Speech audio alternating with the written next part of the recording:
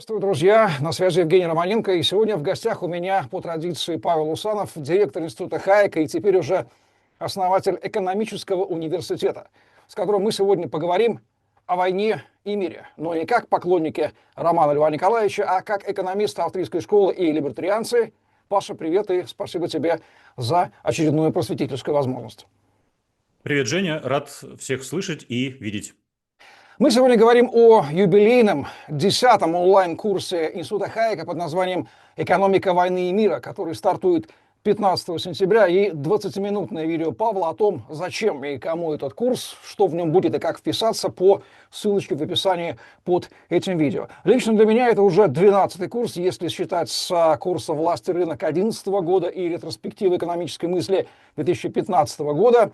И этот год, 15-й год деятельности Института Хайека. И вторая ссылка в описании на видео отчет прекрасный Павла о результатах деятельности института накануне его 15-летнего юбилея. Это уже история, результаты впечатляющие. Пожалуйста, посмотрите, чтобы осознать, что происходит на ваших глазах уже 15 лет. Это уже часть новейшей истории, в этом нет сомнения. В институте мы давным-давно изучаем человеческую деятельность во всей ее истории и цивилизационной географии, то есть мы давно вышли за пределы русскоязычного и постсоветского пространства. Нам с этим миром уже многое понятно, благодаря тому, что у нас есть прекрасные знания, накопленные человечеством за 2500 лет.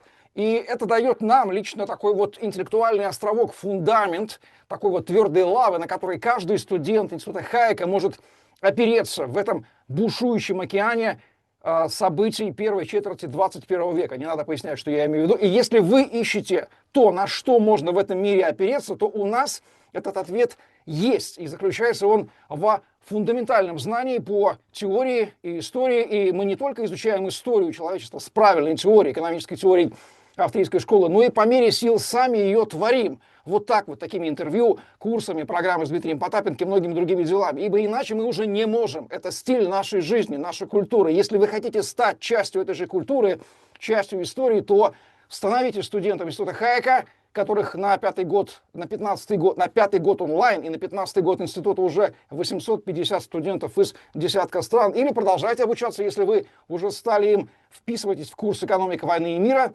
Для этого достаточно Павлу написать на e-mail в описании к этому видео и узнать условия участия. Ну а дальше мы с Павлом поговорим о том, как война и мир связаны с экономикой и государством, почему предсказания почти всех лидеров мнений в последние лет 5 дружно провалились, и как нам теперь пытаться понимать будущее, на что вообще опираться.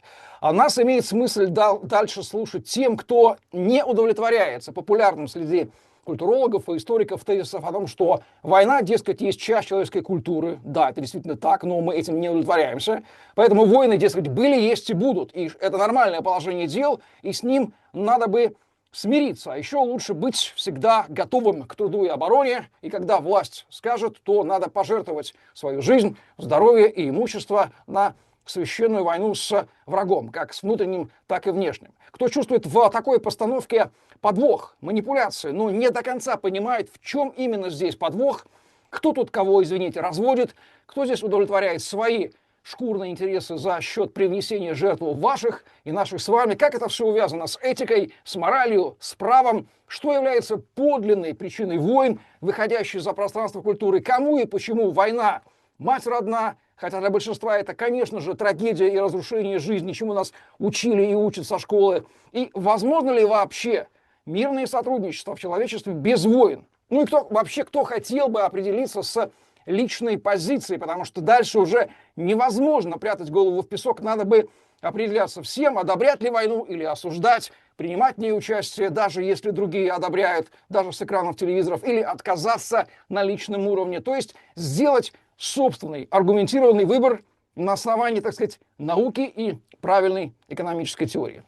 Паш, первый вопрос, который я хочу тебе задать, это связан с названием. Вряд ли нужно пояснять, конечно, почему такая тема курса выбрана осенью 2025 года, но тем не менее, ты же, как всякий homo agens, действующий по законам проксологии, ты же выбирал между какими-то альтернативами. Почему выбрана именно эта тема и от каких других хороших тем пришлось отказаться? Да, Жень, спасибо за вопрос и спасибо за участие в проекте. Я очень рад, что мы с тобой 15 лет осуществляем очень важную деятельность, не только связанную с просвещением, но и с тем, чтобы давать людям возможность практиковать мышление, менять свое мировоззрение и менять, если угодно, свою жизнь. Ты спросил меня по поводу того, почему называется курс «Экономика войны и мира» и как я принял решение именно об этом курсе. Напомню, что на данный момент в Институте Хайека прошло 9 онлайн-курсов, и последний курс назывался «Интеллектуальная история человечества». Собственно, в этом курсе мы пытались объединить идею австрийской экономической школы, идею методологического индивидуализма с культурологическим подходом Яковенко и Пилипенко. И, собственно, в этом курсе я попытался показать, что различные культуры характеризуются разными философскими мировоззрениями. Мы можем разложить на атомы каждую культуру и понять, как она будет функционировать, что от нее ждать. А каким образом я перешел от курса «Интеллектуальная история человечества» к теме «Экономика войны и мира»? Дело в том, что большая часть аналитиков, как мне кажется, очень неглубоко изучают такое явление, как война, предполагая, что это прежде всего убийство людей, конфликты государств, поставка вооружений и так далее. Как мне представляется, источником всех, повторяю, всех войн является культура. То есть в конечном итоге на более глубоком уровне воюют даже не конкретные вооруженные силы, а воюют различного рода мировоззрения. И если мы не понимаем, что стоит за действиями тех или иных сторон войны, то мы, собственно, не можем не понять это явление, как оно появляется, как оно меняется и чем оно заканчивается. Знаменитые слова Гераклита о том, что источником всего сущего является война, мне представляется в высшей степени ложным. Потому что настолько же естественным является и мир, который всегда существовал. Ты должен сказать, что еще в 2014 году ваш покорный слуга, выступая в институте Мизеса у Ярослава Романчука, делал доклад, который так и назывался «Экономика войны и мира». Сейчас очень тяжело найти эту лекцию в свободном доступе, и за 11 лет много что интересного произошло, но тем не менее понятные события 2014 года вызвали интерес к соответствующему курсу. Я думал, переходя к новому проекту на 15-летие, запустить экономический университет, который я и действительно запускаю, 3 курсами по экономической теории, истории экономической мысли и экономической истории. Это 3 фундамента, на которых держится экономическое образование. Но я понял, что прежде чем это сделать, нужно разобраться с теми ошибками, которые совершали экономисты, культурологи, историки последние 5 лет. Настолько было много ошибок и с пониманием пандемии, и с возможностью войны, с завершением войны, с тем, как будут вести себя западные страны, западные лидеры, что пока мы не разберемся с этими, пускай частными, но очень важными вопросами, не то чтобы бессмысленно переходить к фундаментальным вопросам, мы всегда ими занимаемся, но делать акцент именно на них, наверное, следует после того, как этот актуальный курс будет прочитан осенью 2025 года. Поэтому мне кажется, что как бы выжимка из этих 3 планируемых курсов в ее приложении к сегодняшним проблемам войны и мира, это и есть то, что востребовано людьми. Люди хотят разобраться в том, что вообще сейчас происходит, почему эта война оказалась возможной, почему никак она не может завершиться, и как правильно характеризовать мировоззрение одной и другой стороны этой войны. Вот это все очень важно сделать, потому что для меня курс «Экономика войны и мира» – это логичное или логическое продолжение курса «Интеллектуальная история человечества». То есть можно сказать, что битва идей предшествует битве материальной. И если битва материальная таки случилась, значит, что-то не так с идеями. Их нужно пересмотреть. Именно для этого мы и создаем этот курс.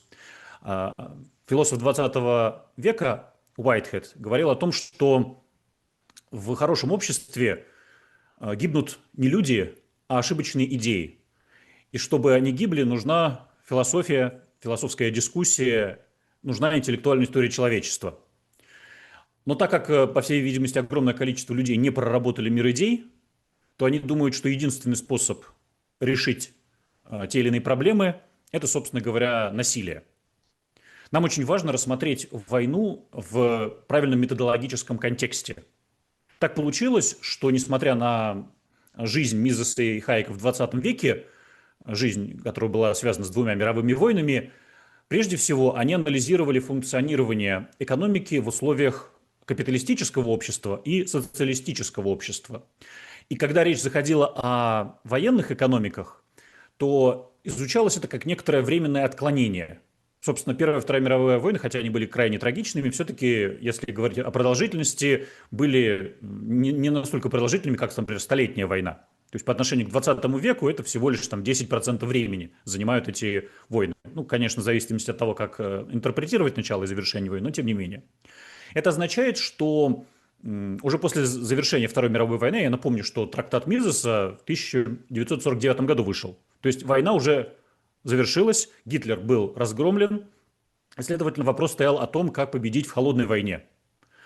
Но ведь если начинаются новые войны, то, следовательно, нужно проанализировать, откуда они происходят, как они будут протекать и к чему они приведут. Именно поэтому я решил провести курс, который называется «Экономика войны и мира», потому что гигантское количество непониманий и ошибок присущие аналитикам. И по поводу вопроса санкций, и вопроса финансирования войны, и вопрос поставок, ленд-лизов, всего остального. Тут настолько много мифов, что, пожалуй, именно в этой области содержится критическое количество ошибок.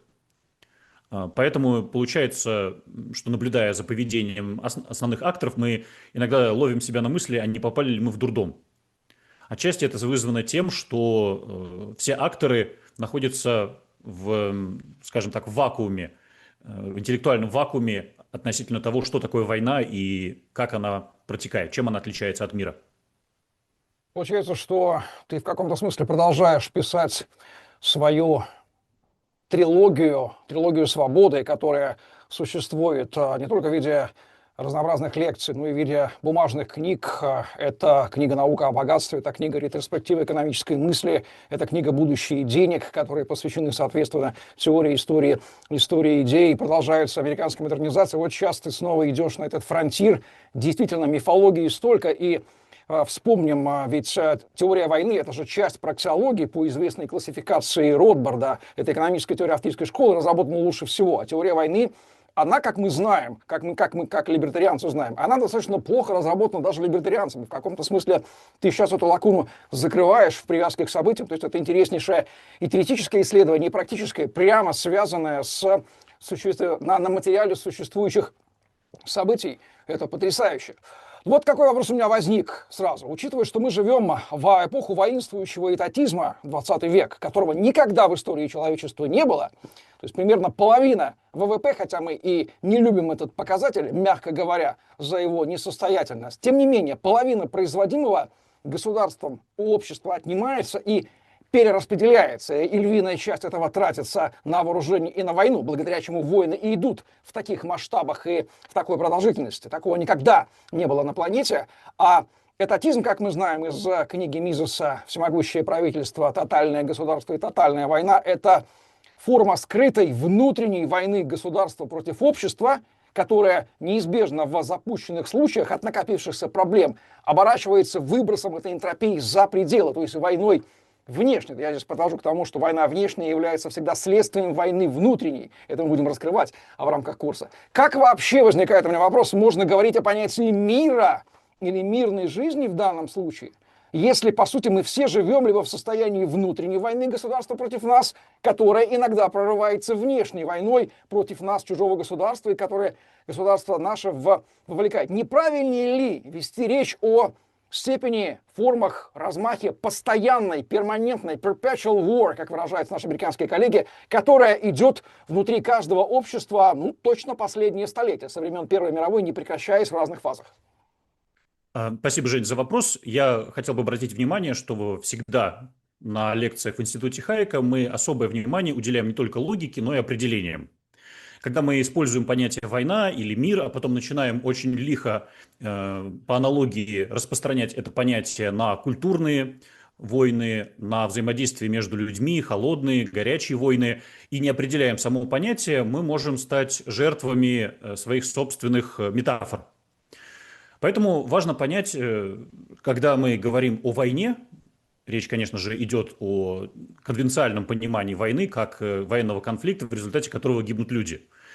То есть нельзя перебрасывать мостик между этим явлением и, скажем, борьбой идей. Это все-таки разные вещи. Что такое война? Если мы разберем этот термин более аналитически, то есть то, как предлагал действовать Менгер, мы должны сложное разделить на части, это метод Аристотеля, то мы выясним, что атомы, из которых состоит война, это суть насилия, агрессия, убийство и грабеж. Собственно говоря, отдельные элементы, получается, такого целого, как война, встречаются в повседневной жизни, но они не являются нормой. В любых обществах, даже самых варварских, степень насилия, убийств, агрессии и грабежей не может быть тотальной, потому что просто-напросто сами грабители не смогут ничего себе в карман положить. Они заинтересованы в том, чтобы общество продолжало функционировать. И в этом смысле, когда мы говорим о войне, мы должны вначале сузить этот термин, чтобы четко не перепутать, о чем мы ведем речь, когда говорим о войне. Мы имеем в виду насилие, мы не имеем в виду различного рода идеологические конфликты, различного рода взгляды, взаимодействие между людьми. Вот этот метафорический подход, в соответствии с которым все есть война, и война идет, что называется, постоянно, мне представляется абсолютно затуманивающим суть дела. И, конечно же, война не является повседневным явлением, повсеместным явлением. Наоборот, оно скорее является исключением из правила. Нормальное состояние общества – это состояние торговли, потому что торговля приводит к взаимному выигрышу. Война, а мы уже разделили с вами, что конкретно подразумевает война: насилие, убийство и грабеж, это игра с нулевой суммой, а на самом деле игра с отрицательной суммой. И в этом смысле, чисто экономически, вот если исходить из логики максимизации полезности, материального богатства, война всегда невыгодна, потому что она приводит к игре с отрицательной суммой. И война возможна только в том случае, когда есть определенное мировоззрение, которое оправдывает подобного рода агрессию, которое оправдывает определенного рода поведение. И, следовательно, нам нужно анализировать как экономику войны и мира, так анализировать и культуру войны, мировоззрение войны, откуда оно рождается, какие философы в древности, в современное, в новое время, в новейшее время создали идеи, порождающие соответствующие войны. И думаю, что в первом приближении мы можем сказать, вспоминая знаменитую фразу о том, что война – это здоровье государства. То есть, иначе говоря, корень государства, мы будем более подробно это, конечно, анализировать в рамках курса, это само явление государства. Там, где возникает государство, там, где оно расширяет свою деятельность, оно с неизбежностью будет порождать и войны. И это очень хорошо показал Мизес в своей книге «Тотальное государство и тотальная война». Но вот в чем состоит проблема даже либертарианского подхода, даже подхода австрийской экономической школы. Предполагается, что интервенционизм, который, собственно, и порождает войны, приводит рано или поздно к краху той системы, которая идет по пути этатизма. То есть вначале вы регулируете цены, объем производства, потом вы вынуждены национализировать экономику, потом из-за нехватки ресурсов вы начинаете пытаться захватить территории, как это делал тот же самый Третий Рейх. Потом вы наталкиваетесь на проблему сопротивления, конфликта, поражения в войне, и ваша система рушится. То есть есть определенная логика, показывающая то, как можно от интервенционизма перейти к краху экономики. Но вот что получается. Видимо, не то чтобы диктаторы современного мира изучили Мизеса, но, по всей видимости, они не хотят повторять историю Адольфа Гитлера и других диктаторов. То есть, иначе говоря, обычно предполагается, что если диктатор пошел по пути интервенционизма, он сам разрушает свою экономику, свое общество и фундамент, на котором он функционирует.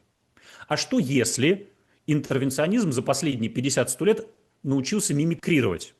Он желает того же самого, что и Адольф Гитлер, то есть захвата власти, тотальной войны, но при этом он не хочет сам себя довести до состояния летального исхода. Вот у Мизеса неявно предполагается мысль, что интервенционизм – это неустойчивая экономическая система, которая заканчивается либо социализмом, а там уже близко до краха, либо капитализмом, и тогда происходит развитие. Но что если вот эти самые наркоманы-диктаторы научились так подсаживать себя и остальных на иглу, чтобы это удовольствие растянуть на долгие годы? То есть, иначе говоря, мы видим, что последние десятилетия почти весь мир идет по пути интервенционизма. Но нельзя сказать, что мы имеем крах мировой экономики и снижение уровня жизни до уровня средних веков. Этого не происходит. Да, происходит нарушение распределения капитала, происходит кризис, инфляция, обо всем мы этом будем говорить, но краха интервенционизма не происходит. Диктаторы удивительным образом за последние 20 лет научились подстраиваться или мимикрировать под систему и тем самым выживать. То есть получается, что диктаторы стали умнее, в том смысле, что они используют более хитрые методы. Ну и нам, по всей видимости, нужно прокачать свои интеллектуальные навыки, чтобы как бы стать современными Мизесами. Потому что Мизес писал в период жизни Гитлера, Сталина, Муссолини. Нам приходится писать свои труды, читать лекции в совершенно другой период, в начале 21 века. Законы экономики никуда не исчезли, но та информация, которая содержится в головах людей, в том числе диктаторов, она изменилась. И они не хотят быть такими же дураками и не хотят закончить в бункере. И это нам тоже нужно учитывать. Следовательно, нужно сделать некий апгрейд проксиологии, апгрейд каталактики с учетом того, что мы знаем о мире идей.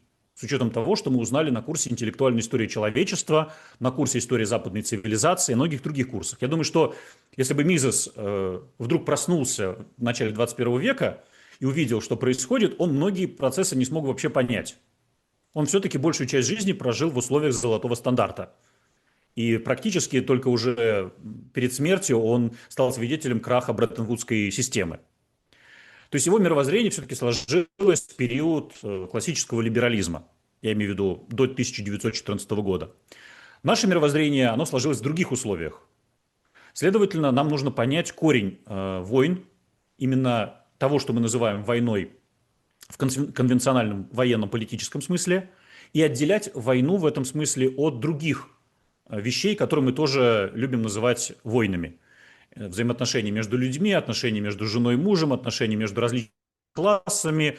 Это метафора, которая не годится. Ну, больше всего любил использовать эту метафору, конечно же, Карл Маркс, который фактически описывал капитализм как войну всех против всех. Прежде всего, богатых против бедных. И вся история человечества для него – это борьба, это война.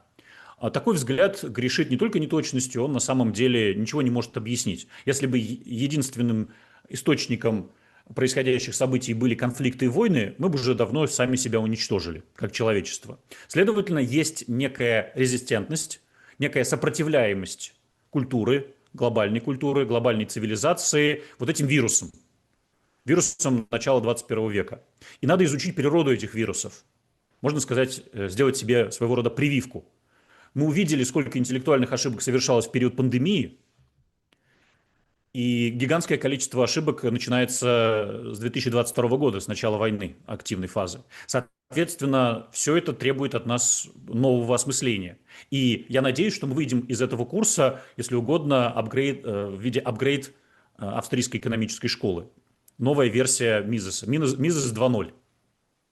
Да, прекрасная задумка, заделка, говорят. Мы уже дошли до того в своей работе на фронтире, что стали критиковать австрийскую школу, чего, например, никогда ты не увидишь от представителей других школ. Потому что с курса «Экономика и право», ну, эта критика стала явной. Это да, это мы вышли уже на какой-то совершенно новый уровень, действительно, даже немножко этого где-то и не замечая.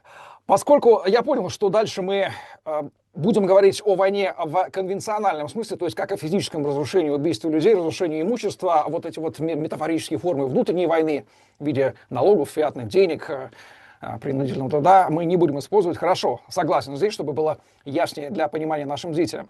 Вот, говоря про культуру, есть распространенное мнение историков, что война конвенциональная, как уничтожение одними людьми других, это настолько неотъемлемая часть человеческой культуры. Даже у Мартина ван Кревельда, известного израильского историка войны, есть книга целая «Culture of War», да, 4000 лет войны, как эволюционировали технологии. То есть вводится мысль, что это совершенно нормальное явление, которое было, есть и всегда будет. И история, в общем-то, это подтверждается. И подводится на смысле, что говорить о мире с этой точки зрения есть, ну, в общем-то, пустая трата времени. Как говорили римляне, «Suis pacem para bellum». Хочешь мира, готовься к войне, что тут еще можно сказать. Но из экономической истории австрийской школы мы знаем, по крайней мере в теории, что общество, которое построено на принципах права и собственности, здесь я отсылаю к твоему курсу «Экономика и право», и как следствие свободного добровольного производства и обмена благ, здесь я отсылаю к курсу «Человеческая деятельность», оно неизбежно в силу законов праксологии будет мирным и процветающим. Потому что там все конфликты, если они рождаются, они правовым образом решаются. Да и природа конфликтов там не возникает. Зачем конфликтовать, если есть торговля, есть обмен? И вот это ответ на вопрос наших скептиков, как это будет при этом в вашем анкапе. Люди всегда знали, что торговля противоречит войне, потому что торговля ведет к миру, и поэтому торговля первой падает жертвой войны, когда кому-то хочется войну развязать, хотя она не прекращается никогда. И даже между воюющими сторонами история полна примеров, когда стороны воевали и торговали одновременно. На мой взгляд, здесь нет противоречия, просто носители культуры отвергают способы мышления и действия в long term, которые ведут к миру, и мы знаем, по теории это так, и предпочитают short term, краткосрочные способы решения вопросов, не видя всех последствий, которые быстро улучшают положение для отдельных групп, например, но их долгосрочные последствия ухудшают положение для всего общества и ведут к войнам. Грубо говоря, они по Хайеку являются плохими экономистами, они не видят всех последствий, они видят только последствия вот текущего этого действия. Что ты думаешь об этом взаимодействии культуры и экономической теории? Да, спасибо, Женя. Я думаю, что очень важно было бы, особенно для тех, кто присоединится к нашему курсу, в качестве дополнения взять пакет, который позволяет изучить курс интеллектуальной истории человечества, потому что одна из первых лекций, она непосредственно связана с тем, о чем ты спрашиваешь. И войны и конфликты рождаются из того, что мы на этом курсе называли первобытным мышлением, тотемным мышлением. Когда человеку для того, чтобы понять окружающую действительность, нужно создать концепцию неких сверхчувственных существ, которые стоят за всеми процессами. То есть, если у тебя неудача с рыбной ловлей, если у тебя плохой результат охоты, то это значит, что боги недовольны тобой. Ты должен принести определенного рода жертвы. Если ты хочешь достичь успеха, ты тоже должен дружить с определенного рода существами духовными. И такое отношение ко всем происходящим событиям, к торговле, к богатству, к рождению детей, когда все эти события объясняются чем-то ненаблюдаемым, а нуждаются в некой мифологии, и характеризует то, что мы называли первобытное мышление. Казалось бы, мы ушли достаточно далеко от первобытного мышления. Мы в руках у каждого можем видеть смартфон, который включает информацию искусственного интеллекта, и мы можем любую объективную информацию сейчас получить. Тем не менее, по всей видимости, культурная эволюция происходит медленно. И Homo sapiens продолжает сохранять потребность в мифологическом мышлении или в мышлении первобытном. И за такую потребность приходится дорого платить. Потому что если человек в своей голове сохранил определенные представления о устройстве мира, когда нужно поклоняться некоторому божеству, и это божество будет давать ему необходимые блага. Так вот, расплатой за такие взгляды является эволюция от религиозного мышления к этатистскому мышлению. Когда Ницше провозгласил смерть Бога, он одновременно констатировал, что на место этого Бога должно прийти по существу государство, великий вождь, правитель. Это древний культ вождя, такого дряхлеющего старца, отца, который лучше всех остальных знает, как нам жить. Это то, что Карл Юнг называл архетипом. И в этом смысле мы можем сказать, что современные проблемы, связанные с войной, они имеют глубокие корни. С одной стороны, это корни, связанные с той или иной культурой, с той или иной идеологией. А кроме того, эти процессы связаны не с экономическим рассмотрением вещей. Да? Ты очень хорошо описал логику военных действий, логику конфликта. Вы ничего не получаете в результате войны, кроме разоренных земель, убийства наиболее продуктивных членов своего и чужого общества, и просто-напросто теряете накопленный капитал. Вы отбрасываете себя самого на десятилетия, если не на столетия назад. То есть вы могли бы просто-напросто сами себя бичевать и получить тот же самый эффект, что и от военных действий.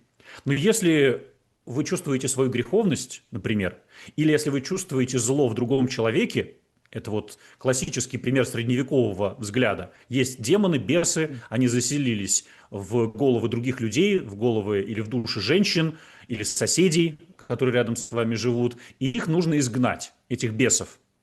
Про своих собственных бесов вы ничего знать не хотите. Вы считаете, что вы действуете как бесогон. Вы очищаете человечество от всякого рода падали. И вот как только вы заражаетесь идеей борьбы с демонами, вы на самом деле сразу же попадаете в область первобытного мышления. То есть вы можете сколько угодно быть материалистом, сколько угодно быть атеистом, но как только вы считаете, что некоторые злые силы проникли в головы тех, с кем вы готовы воевать, вы на самом деле спустились в своем мышлении до уровня мифологии. И мифология людям заходит различным образом. И через средства массовой информации, и через медиа современные, через картинки. В конце концов, все мы, будучи Homo sapiens, являемся еще и животными. То есть в нас есть инстинкты, в том числе инстинкт самосохранения. А он по-разному может решаться людьми. Один из способов самосохранения – это критическое мышление. Другой способ самосохранения – это сбиться в стаю, в кучу, как стадо баранов. То есть, когда что-то сложное, непонятное, надо найти коллектив, к которому прибиться, или надо найти вождя, который за нас решит все моральные дилеммы. Ну и нельзя сказать, что в истории не было тех, кто эту потребность удовлетворял. Поэтому, мне кажется, очень важно в рамках курса «Экономика, война и мира» поговорить не только о чисто, если угодно, утилитарной составляющей войны, но о мировоззренческой. Как вообще можно совмещать функционирование экономики в 21 веке с гибелью сотен тысяч, если не миллионов человек в центре Европы. Все это требует от нас определенного рода интеллектуальных усилий, потому что они, по сути дела, не были совершены в прошлом. Мы могли бы избавить себя от всех этих трагедий, если бы раньше стали думать. Но гигантское количество людей предпочитают погибнуть, а не думать. Что ж, это их выбор, но, возможно, те, кто продолжает жить, хотят переосмыслить происходящие события, чтобы они не привели к их смерти, смерти тех, кто их окружает. Если вспомнить известное изречение Франца Оппенгеймера из его трактата «Государство», переведенного в том числе на русский язык, о политическом и экономическом способах обретения средств к существованию, которые изобрело человечество, и третьего не дано, и принять во внимание, что в обществе всегда будут находиться те, кто со своей культурной и ментальностью, не хочется говорить варварской, но примерно я на это намекаю, избирает первый, то есть грабануть. Просто, понятно, так всегда жили, работает же, да? И те, кто избирает второй способ, то есть нет, это не для меня, я буду производить и менять. Следует ли из этого, что если те, кто предпочитает право, собственность, свободное производство и обмен, для кого война неприемлема, кто не хочет в силу морально-этического кодекса личного не грабить, не убивать, это ему неприемлемо, если вот эти вот люди, которых немало в обществе, я предположу, что их даже большинство, потому что в школах нас, в общем-то, до недавнего времени учили, что война это плохо, а мир это хорошо, и даже Советский Союз боролся за мир, как ни крути. Когда были те времена, да? Следует ли из этого те, что вот та часть общества, которая за мир, которая за производство, за обмен, за право, за собственность, не осознает это положение дел как угрозу и не изобретет эффективные средства противостояния, обороны, профилактики, противоядия, обезоруживания, защиты против тех, кто в обществе внутри ни почем не желает создавать и предпочитает жить агрессией, грабежом, насилием в отношении людей, ведущих экономическую деятельность, производителей, то, возможно, для этой части общества понадобятся соответствующие интеллектуальные поводыри, потому что сложно это осознать, для соответствующей дисциплины в горло должны быть загружены. Вот если это осознание не произойдет, и те, кто хотят жить свободой производством, не выстроят оборону против тех, кто хочет жить грабежом, то первые грабители условные в обществе победят, общество разрушат. И вот эта вот вечная война, извини, я скатываюсь к этому термину, потому что иначе, не получается. Война этих политических с экономическими, это есть состояние, не гоббсовское, конечно, состояние войны против всех, но эти два способа непримиримы, фундаментально непримиримы. И вот либо одни, либо другие. Вот к этой дихотомии я прихожу. Пожалуйста, разруши эту дихотомию в моей голове, если можешь. Ну, во-первых, чтобы ее разрушить, потребуется больше, чем несколько минут нашего сегодняшнего интервью. И я призываю и тебя, и всех остальных прослушать полностью курс, потому что этому будет посвящено несколько лекций. Но предваряя более основательное изложение, я хотел бы сослаться на свою недавнюю лекцию, которую я прочитал в Тбилиси. Именно здесь я в ближайшее время планирую развивать проект «Институт Хайека» офлайн. потому что у меня не только онлайн-мероприятия, которые вот мы сейчас анонсируем, но и офлайн мероприятия. Я рассказывал о Кахе Бендукидзе и о его реформах. Мы знаем, в каких условиях проходили эти реформы. Они проходили в условиях войны, русско-грузинской, российско-грузинской войны. И Каха Бендукидзе уже после завершения этой войны говорил о том, что мы могли бы отреагировать на войну классическим образом. Ввести нормативы, регулирование, высокие налоги, запреты и все остальное. Но, говорит Каха, мы не стали этого делать, потому что это было бы деструктивным с точки зрения наших собственных интересов. И вот здесь возникает очень важный вопрос, как мне кажется, который в том числе в австрийской школе не до конца осмыслен. А действительно ли реакцией на нападение несвободного государства на свободное должно быть то, что она в экономике должна перенимать институты интервенционизма и социализма? Собственно, неявно даже Мизес признавал, что когда на вас напали, единственный способ защищаться – это мобилизовать ресурсы, и только с помощью мобилизационной экономики, экономики военного времени, вы можете победить и можете устоять. А так ли это? И действительно ли продуктивно нарушать законы рынка, законы экономики во время войны? То есть, если мы в мирное время нарушаем законы рынка и законы экономики, мы сокращаем размер имеющегося капитала. Если во время войны мы делаем то же самое, почему мы поступаем более разумно? Или же могут существовать рыночные методы оказания сопротивления агрессору. Я здесь как раз вижу две исторические аналогии. Одна – это поведение Кахи Бендукидзе и поведение, направленное на то, чтобы сохранять рыночную экономику при защите своей собственной страны. А другой путь – это путь Рузвельта, Фрэнклина Рузвельта, который удивительным образом проспал войну в Европе. То есть еще на выборах 1940 года он обещал, что наши мальчики ни в коем случае не поедут в Европу воевать. Если посмотреть на количество вооруженных сил США на момент начала Второй мировой войны, это была мизерная сумма, там несколько сот тысяч человек было, по сравнению с тем, что в Европе уже разгорелась большая война. Даже после 22 июня, по сути дела, Рузвельт ничего не делал до декабря, пока не случился Перл-Харбор.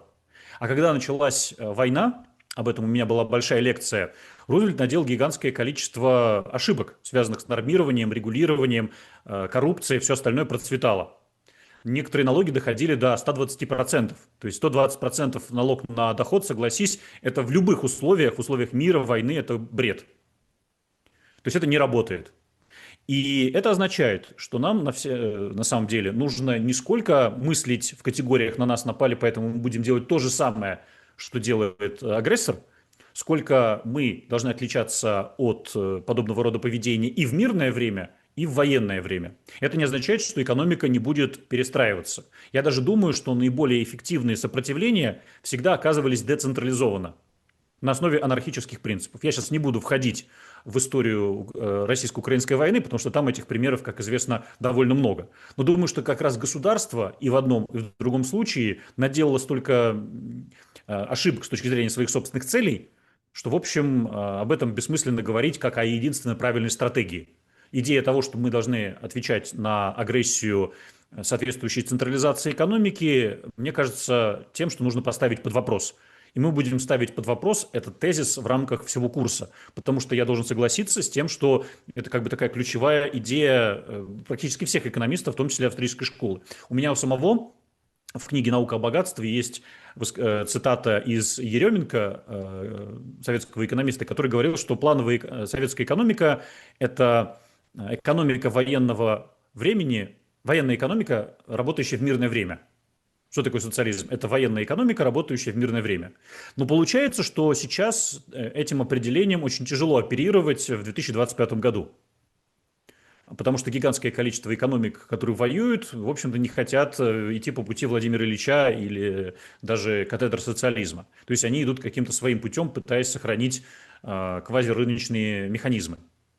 Вот, в том числе через банковский процент регулируют инвестиции и ограничивают возможность инвестирования средств в гражданскую часть экономики, тем самым направляя ресурсы в военную. Вот, так что это требует отдельного рассмотрения, отдельного изучения. И это действительно для меня фронтир. Поэтому очень хорошо, Жень, что ты задаешь этот вопрос, и мне кажется, что этот вопрос – это как раз один из, если угодно, мифов о том, как работает экономика войны и мира, что они на самом деле работают гораздо сложнее и, если угодно, интереснее, чем предполагали наши мудрецы. Да, мне кажется, что любой, имеющий разум и изучавший историю 20 века, либо последних 4-5 лет, способен увидеть воочию, как работают два простых, понятных, неопровержимых тезиса, что экономика рыночная, которая по определению более богатая, она способна лучше противостоять агрессору, даже если он тоталитарный, централизованный, бедный, но она эффективнее с ним сразу. Более того, эта экономика по определению не будет агрессивной, и децентрализованное сопротивление агрессора, условная партизанская, распределенная сетевая оборона, конечно же, гораздо более эффективна при сопротивлении централизованной агрессии. Не надо ходить за этими примерами далеко. И единственный лучший способ проиграть – это уничтожить способность децентрализованного общества сопротивляться, включить централизованную условную советскую армию. Это прямой путь к поражению, что и показывает вся история. Поэтому сложно отделаться от мысли, что те, кто собираются проиграть, отказываются от децентрализованных способов сопротивления и включают централизованные. Возможно, это работает просто культура и сложившиеся паттерны, шаблоны, которые вот, ну не можем мы иначе, хотим самоубиться. Но, возможно, история все расставит на свои места. По крайней мере, с точки зрения тактики и стратегии, эти два примера, два тезиса, они неопровержимы с точки зрения разума. Я прихожу к выводу, что у человечества такие есть средства против войны. Ты уже сегодня неоднократно упоминал про идеи и средства обеспечения мира. И мы сейчас не про кантовские идеи, а про аксиому самопринадлежности, то есть про локовскую самопринадлежность и право, и собственность как истекающие отсюда, и принцип запрета на неагрессию, известный любому либертарианцу, принцип запрета на агрессивное насилие против неагрессора. И второе – это аксиома деятельности, аксиома праксиологии Мизеса и австрийской экономической школы, как ее часть. Вот они перед носом, бери их, изучай, весь курс «Экономика и право» твой 24 года этому посвящен, бери его, проходи, смотри запись или покупай книги издательства Sourcum или Wellbooks, пользуйся, читай перед носом. Но по каким-то фундаментальным, возможно, культурным причинам человечество не желает в упор ими пользоваться, игнорирует эти идеи и использует другие идеи, ложные, ошибочные, опасные, разрушительные, в результате чего живет в состоянии перманентной войны, одновременно искренне, о удивление, желая мира себе и окружающим. Это пожелание есть в любой культуре, в любой религии, и в Грузии, например, как мы знаем, да, первое, с чего начинается первый тост, это тост за мир, потому что натерпелись. Почему? Возникает у меня вопрос, и у наших зрителей, человечество не желает пользоваться этими противоядиями, этим интеллектуальным иммунитетом. С интеллектом не так, что не задалось и что со всем этим делать? Ну, отчасти это результат исторического наследия, того, что экономисты иногда называют path dependence. Мы с тобой сами можем проследить на собственной эволюции, что мы не родились сторонниками австрийской экономической школы. Да что там говорить, Хайек не родился сторонником австрийской экономической школы. Его учителем был Ганс Кельзен, правовой позитивист, а в экономике полусоциалист Визер. То есть мы знакомимся с теми иными идеями за счет окружающей среды, конечно же, благодаря родителям, благодаря школе, друзьям и всему остальному. И если в этой среде преобладают идеи социализма и этатизма, то с большой вероятностью человек по этому пути и пойдет. Поэтому я бы сказал, что есть path dependence в отношении первобытного или мифологического мышления. И ответ на вопрос, почему огромное количество людей не хотят думать, состоит в том, что так удобнее для них.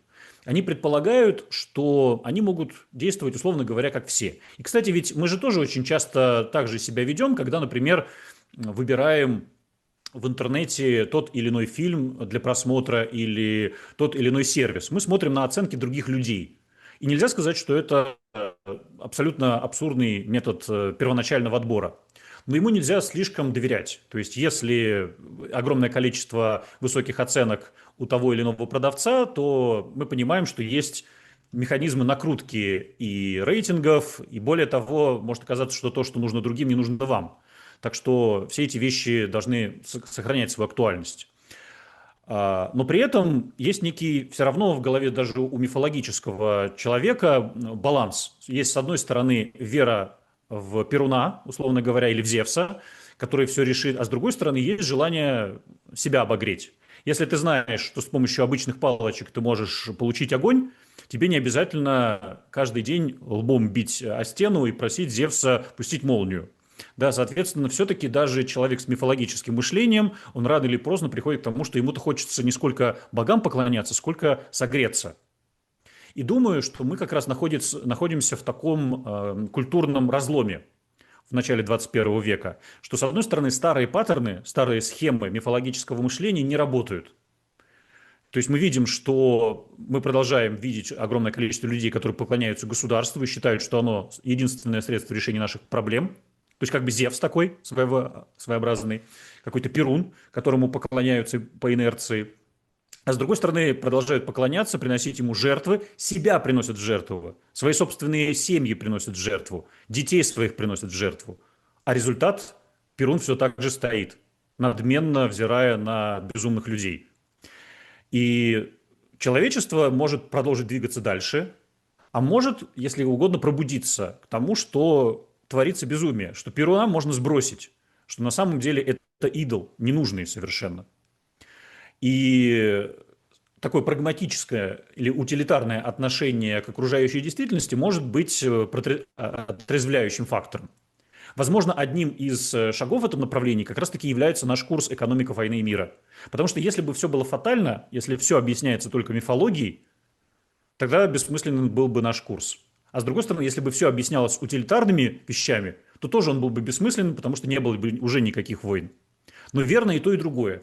Как бы человек сложен, как говорил Достоевский, да? Будет он упомянут в данном случае. Да, в людях есть вот это мифологическое мышление, но есть и утилитарное. Они борются сейчас.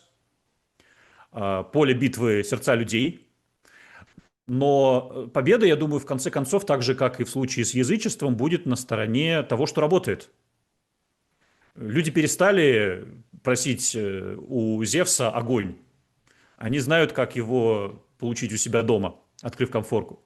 Соответственно, думаю, что и с государством будет то же самое. Люди будут не ждать от центрального банка деньги, а будут использовать криптовалюты. Они будут рассчитывать не на то, что государство проведет мобилизацию и решит все проблемы справедливо и эффективно, а что только сами люди способны себя защищать. Ну и так далее. То есть, иначе говоря, будет происходить демифологизация. Возможно, все эти войны, конфликты начала 21 века – это некие симптомы того, что общество способно пробудиться. И вот я читал недавно закрытую лекцию про Милея, и мы с удивлением обнаружили, что, оказывается, 57% населения может проголосовать за идеи анархокапиталиста. Милей был избран демократическим путем, то есть как раз-таки тем путем, который обычно считается совершенно безнадежным для продвижения идеи анархокапитализма. Там нужно говорить о популярных вещах, о бесплатных плюшках, а он говорил наоборот, все эти бесплатные плюшки будут у вас отняты. И оказался победителем. Мы не говорим о том, что это законченный эксперимент, он еще многое может потерять и, естественно, проиграть на выборах, но факт остается фактом. Оказывается, это возможно. Оказывается, люди могут прозреть относительно того, что происходит в обществе и в мире. Это означает, что человечество не безнадежно. Это не означает, что есть гарантия этого пробуждения, но есть основания предполагать, что этот конфликт, он есть. И есть, с одной стороны, мифологическое наше прошлое, которое тянет нас назад. Я бы назвал это платонизмом, эпохой платонизма. И, возможно, эпохой Аристотеля, которая маячит где-то в будущем. Эпохой разума и действий, исходя из рационального мышления.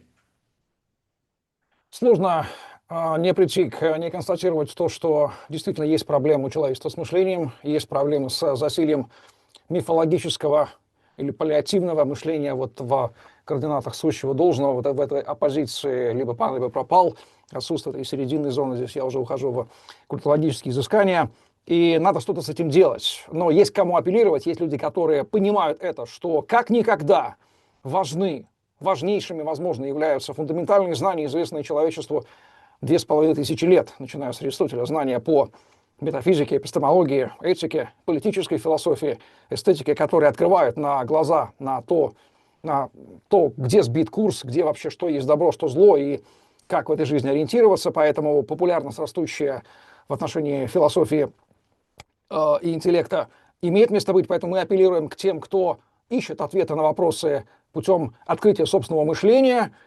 И вспоминая про Милея, важно добавить, что общество, прежде чем избрать Милея или Бендукидзе, как в Грузии, оно сначала должно дойти до ручки, до состояния полураспада, как это произошло в Грузии, как произошло в Аргентине. Видимо, не до конца это произошло еще пока на постсоветском пространстве. Еще есть ресурсы, которые можно доедать, хотя мы уже где-то близки. Но должен быть тот апологет-евангелист, который про эти идеи покажет и расскажет, и покажет, что вот кроме рынка ничего не может нас спасти, уважаемые друзья. Какая-то часть должна проголосовать. Это все просветительская работа, и мы знаем, кто ее делает, и мы являемся частью. Поэтому что ты ждешь от курса этого, кроме того, что мы с тобой будем исследовать фронтиры вместе со студентами, это мы уже предвкушаем. Какие ты видишь идеальные результаты этого курса к завершению 2025 года? Да, Жень, я думаю, что главная сверхзадача этого курса – это создать такое мировоззрение, мы на самом деле его формируем от курса к курсу, которое бы позволило еще один шаг сделать вверх, как бы на горе находясь, с которой нам откроется то, что сейчас является сферой гигантского количества ошибок. То есть как раз-таки мы должны переосмыслить экономику войны и мира. И сверхзадачей является открытие новой информации и новых взглядов на то, как войны появляются, как они протекают, чем они завершаются и что может гарантировать устойчивый мир. Я надеюсь, что в рамках этого проекта не только ваш покорный слуга прочитает лекции, но у нас будут новые спикеры, которые расскажут о наиболее важных войнах в истории человечества. Как всегда, в нашем проекте должны принять участие Андрей Знаменский из США, Андрей Илларионов.